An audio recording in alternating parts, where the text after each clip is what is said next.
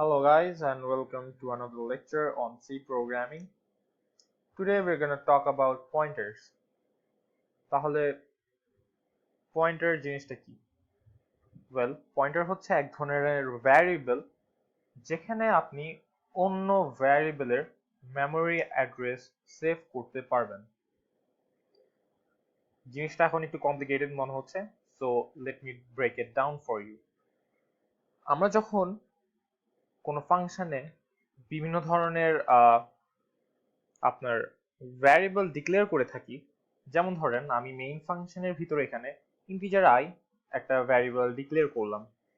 এই variable I ডিক্লারেশনের সাথে সাথে কম্পিউটার তার মেমোরিতে একটা মেমোরি অ্যাড্রেসে ইন্টিজার আই নামক ভ্যারিয়েবলটার জন্য একটা জায়গা অ্যাসাইন করে দেয়, অর্থাৎ ওই জায়গাটাতে আমরা ভ্যারিয়েবল আই কে এখন দেখতে পারবো। সো পয়েন্টার যেটা করে সেটা হচ্ছে কি, পয়েন্টার এই আই ইন্টিজার ভ্যারিয়েবলের মেমোরি অ্যাড্রেসটাকে সেভ করবে।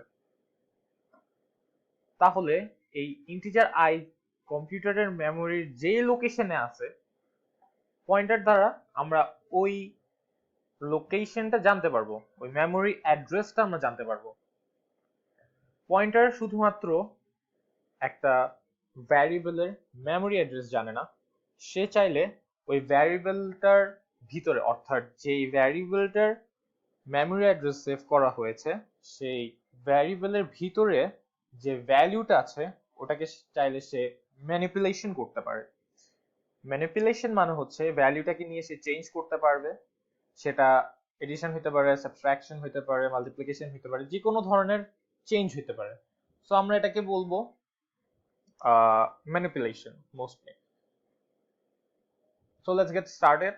এই প্রোগ্রামে আমরা ফার্স্টে stdioh ইনক্লুড করলাম, দেন আমরা একটা ফাংশন লিখলাম, টেস্টিং ফাংশন। এই ফাংশনটার রিটার্ন টাইপ হবে ইন্টিজার টাইপের। ফাংশনটার নাম হলো টেস্টিং ফাংশন। আমরা একটু প্যারামিটারস এর ভিতরে ঢুকি। আমরা প্যারামিটারস হিসেবে দেখতে পাচ্ছি ইন্টিজার টাইপের কিছু একটা, কি আদৌ সেটা আমরা এখনো জানি না, বাট দেখা যাচ্ছে যে একটা তারার মতো সিম্বল আছে, পাশে আবার পি। এখানে আমরা দুটোটা প্যারামিটারস সেম দেখতে পাচ্ছি।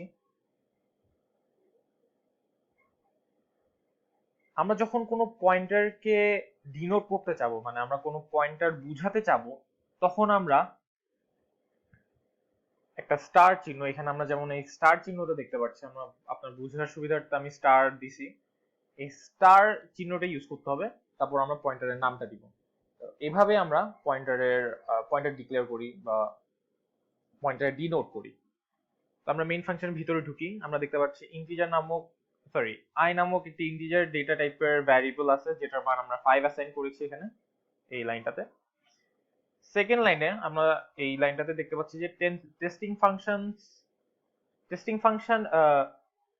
ফাংশনটাকে আমরা এখানে কল করেছি। তো ফাংশন কল করলে আমরা ফাংশনের ডেফিনিশনের ভিতরে ঢুকে যাব। এখানে হচ্ছে ফাংশনের ডেফিনিশন। এখানে লক্ষ্য করার মতো একটি বিষয় হলো যে আমরা এখানে কিন্তু আর্গুমেন্ট হিসেবে আই ভ্যারিয়েবলটাকে পাঠাই নাই, আমরা এখানে আর্গুমেন্ট হিসেবে আই ভ্যারিয়েবলের অ্যাড্রেসটাকে পাঠিয়েছি। কেন এটা করলাম আমি কিছুক্ষণের মধ্যেই এক্সপ্লেইন করব। আমরা আই এর অ্যাড্রেস আর্গুমেন্ট হিসেবে পাস থ্রু করলাম, যেটা এখানে সে পয়েন্টার পি তে সেভ হলো, যেটা এক ইনক্রিমেন্ট হলো। আমরা কিন্তু এখানে কোনো কিছু রিটার্ন করি না, আপনারা যদি খেয়াল করে থাকেন এখানে কিন্তু ইন্টিজার টাইপের রিটার্ন এক্সপেক্ট করা হচ্ছে, বাট আমরা আসলে আদৌ কোনো ইন্টিজার রিটার্ন করি নাই, সো এখানে কোনো রিটার্ন নাই।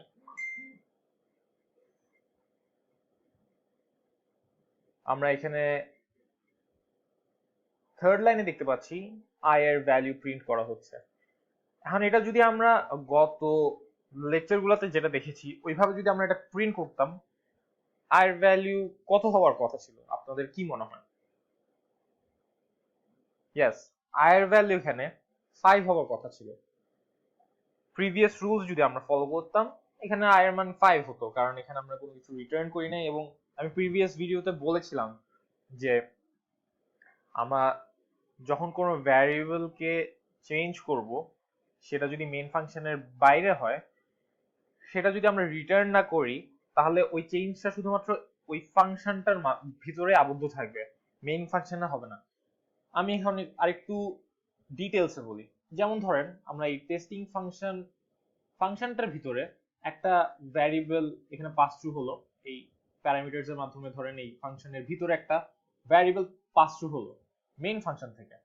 তো এই ফাংশনের ভিতরে অর্থাৎ টেস্টিং ফাংশনের ভিতরে যদি আমরা মেইন ফাংশন থেকে আগত ভ্যারিয়েবলটাকে চেঞ্জ করি, সেই চেঞ্জটা কিন্তু টেস্টিং ফাংশনের ভিতরেই থাকবে। ওইটার চেঞ্জড ভ্যালুটা অর্থাৎ পরিবর্তিত ভ্যালুটা মেইন ফাংশনে কিন্তু সেভ হবে না, বা মেইন ফাংশনে কোনো চেঞ্জ আসবে না, অর্থাৎ মেইন ফাংশনে ভ্যারিয়েবলটার মান যেটা ছিল সেটাই থাকবে। বাট এখানে আমরা যেটা করছি, আমরা এখানে পয়েন্টার ইউজ করছি। সো পয়েন্টার ইউজের মাধ্যমে যেটা হয় সেটা হচ্ছে মোস্টলি আমরা প্রিভিয়াসলি বলেছিলাম যে এই ভ্যারিয়েবলটা কিন্তু আসলে পাস থ্রু হয় না, এই ভ্যারিয়েবলটার একটা কপি পাস হয়। বাট আমরা পয়েন্টার ইউজ করলে আমরা অ্যাকচুয়াল ভ্যারিয়েবলটাকে চেঞ্জ করতে পারবো। এখানে আমরা দেখি আই ভ্যারিয়েবলটাকে কিন্তু আমরা আগের মতো পাস করি না, আমরা অ্যাড্রেস অফ আই পাস করছি। যখন আমরা কম্পাইলারকে কোন একটা ভ্যারিয়েবলের অ্যাড্রেস দিয়ে দিব, সে তখন ওই ভ্যারিয়েবলটার অ্যাকচুয়াল অ্যাড্রেসে গিয়ে অ্যাকচুয়াল ভ্যারিয়েবলটাকে চেঞ্জ করতে পারবে।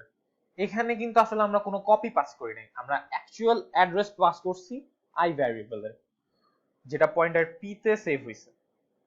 তাহলে জিনিসটা কিভাবে কাজ করছে? ওয়েল, আমরা যখন এই আর্গুমেন্টটা আমাদের এই ফাংশনের ভিতরে প্যারামিটারস হিসেবে আসছে, তখন এটা অ্যাড্রেস অফ আই অর্থাৎ আই এর লোকেশন হয়ে গেছে পয়েন্টার পি এর ভ্যালু। আমি ফার্স্টেই বলেছিলাম একটা পয়েন্টার একটা ভ্যারিয়েবলের অ্যাড্রেস সেভ করে না শুধুমাত্র, সে চাইলে ওই অ্যাড্রেসটার ভিতরের ভ্যালুটাকে সে চেঞ্জ করতে পারে, ম্যানিপুলেশন করতে পারে। এখানে কি হচ্ছে, পয়েন্টার পিটা অ্যাড্রেস অফ আই এর শুধু অ্যাড্রেস অফ আই এর অ্যাড্রেসটাই সেভ করছে না, শুধু অ্যাড্রেস অফ আইটাকে স্টোর করছে না, সে অ্যাড্রেস অফ আই এর ভিতরে ঢুকে অর্থাৎ আই ভ্যারিয়েবলের ভিতরে ঢুকে সে ডেটা ম্যানিপুলেশন করছে। এখানে আমরা দেখতে পাচ্ছি পয়েন্টার পি দ্বারা আমরা এটাকে বলা হয় পয়েন্টার ডি রেফারেন্সিং, অর্থাৎ একটা পয়েন্টারের ভিতরে ঢুকে সেটার মোস্টলি পয়েন্টারের ভ্যারিয়েবলের ভিতরে ঢুকাটাকে পয়েন্টার ডি রেফারেন্সিং বলা হয়। আমরা দেখতে পাচ্ছি পি পয়েন্টারটা অ্যাড্রেস অফ আই এর ভিতরে ঢুকবে এবং 1 ইনক্রিমেন্ট করবে। সো সে আই এর ভিতরে ঢুকলো, ঢুকে 5 কে 1 বাড়ালে 6 হয়, সো সে 6 বাড়ালো। দেখেন আমরা কিন্তু কোনো কিছু রিটার্ন করিনি, আমি আবার বলছি। সো এই চেঞ্জটা কিন্তু অলরেডি হয়ে গেছে, ঠিক আছে? সো আমাদের এখানে কিছু রিটার্ন করার দরকার নেই। তো এই ফাংশনটা কল হওয়ার সাথে সাথে এই ফাংশনের ভিতরে আমরা যাব, আমরা 5 কে ইনক্রিমেন্ট করে 6 করব। পরবর্তী যখন আমরা i এর ভ্যালু প্রিন্ট করব তখন আমরা এটা দেখতে পারবো। চলুন রান করে দেখি। the value of I is 6। আপনারা এখানে দেখেন আমি ফার্স্টে i এর ভ্যালু 5 অ্যাসাইন করছি, তারপর ফাংশনটাকে কল করছি, দেন জাস্ট ভ্যারিয়েবলটার ভ্যালু প্রিন্ট করছি। তো এখানে ইনক্রিমেন্টের পার্ট শুধু এখানে, সো 5 ছিল, আমরা এখানে পরবর্তীতে দেখতে পাচ্ছি যে i এর ভ্যালু 6 দেখাচ্ছে। এটার কারণ হচ্ছে আমরা অ্যাকচুয়ালি ভ্যারিয়েবলটার ভ্যালু চেঞ্জ করতে পারছি। আনলাইক মাই প্রিভিয়াস ভিডিওস, ওইখানে আমরা দেখতে পারি যে কোনো কিছু যদি আমরা রিটার্ন না করি আসলে কিন্তু সেটা চেঞ্জ হয় না। একটা ফাংশনের ভিতরে কোনো ভ্যারিয়েবলের চেঞ্জ শুধুমাত্র সেই ফাংশনের জন্যই আবদ্ধ এবং অন্য ফাংশনে সেটা কার্যকর নয়। বাট এই জিনিসটার মাধ্যমে আমরা সবগুলা ফাংশনের জন্যই এখন i এর ভ্যালু 6, আমি এখানে প্রিন্ট করলেও 6 হবে, এই ফাংশনে এই মেইন ফাংশনে প্রিন্ট করলেও আমি 6 পাবো, টেস্টিং ফাংশনের ভিতরেও আমি প্রিন্ট করি, যদি নেক্সট লাইনে এসে যদি আমি প্রিন্ট করি তাহলে আমি সেম আই এর ভ্যালু সেম পাবো। আমরা চালে এটা দেখতে পারি। এখানে একটা মজার বিষয়, এখানে কিন্তু আমাদের আই দিলে হবে না, বিকজ আই বলে এই ফাংশনের ভিতর কোনো ভ্যারিয়েবল কিন্তু নেই। আমাদেরকে প্রিন্ট যেটা করতে হবে সেটা হচ্ছে, আমাদের এখানে যেটা প্রিন্ট করতে হবে সেটা হচ্ছে পয়েন্টার পি কে। আমরা পয়েন্টার পি লিখি, এখানে নিউ লাইন দিই একটা। এখন আমরা প্রোগ্রামটা রান করে দেখতে পারি। The value of I is 6, value of I is 6. So আমরা এখানে দেখতে পাচ্ছি যে দুটোটা ফাংশনের জন্য এখন I এর ভ্যালু সেম। আর এখানে আমি I ডিনোট করার জন্য আপনারা দেখতেছেন যে আমি স্টার পি ইউজ করছি।